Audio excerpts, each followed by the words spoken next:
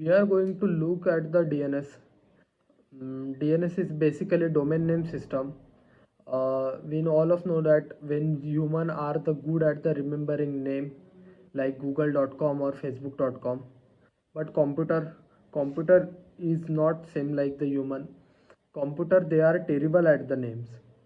They only understand the number, which is a specifically IP address, like this 8.8.8.8, the google.com IPv4 IP address.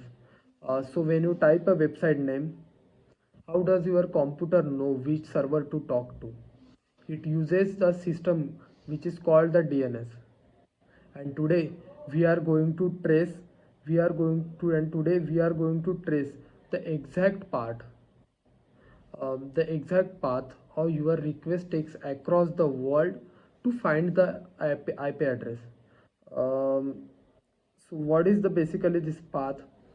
Think of the DNS like a looking up a number in a massive global phone book, but this phone book is too big for one computer to hold up. So it's split up. When you ask a google.com, when you ask a google.com on your computer, resolver, or the resolver is, it is a basically not another thing, it is a ISP, which is service provider internet service provider internet service provider. And then another condition another condition, if they don't know, means ISP don't know, then they go on the journey, which is from the root server, then TLD server, then the authorization server, from root server, TLD, and then authorization server. What is the basically the wise root server is the basically the wise old librarian who knows where the .com list is. Root server, the wise old librarian who knows the where the .com list is. And another is a TLD server. TLD server, the manager who handles everything ending the .com, the manager who handle everything ending with a .com.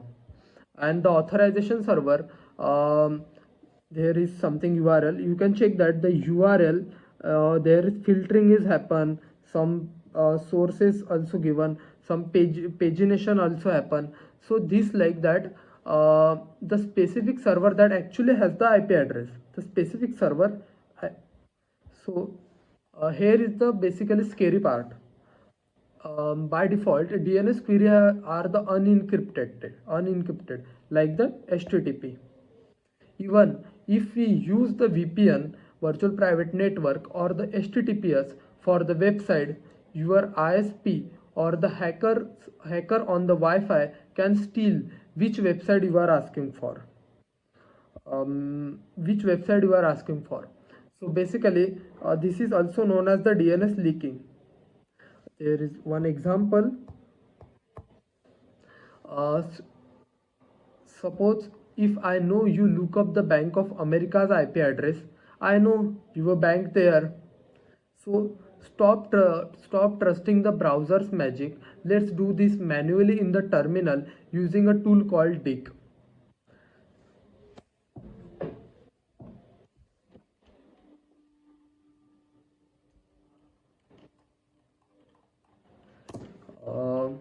So when we type google.com, you can check that here is the IP address of the google.com. Also lots of something information, server, then query time, when, date, then message size, and here is a google.com IP address India. Okay, but when I go to the google.com, the specific I want to trace the how actually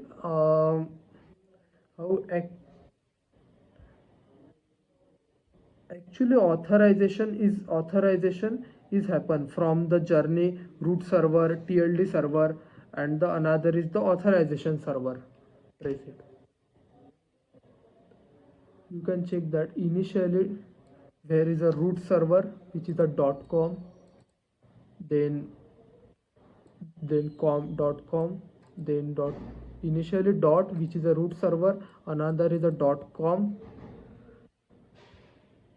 and after we reach our destination, which is a google.com, ns2 google.com, ns1, ns3 and ns4, which is a DNS. And if we want just the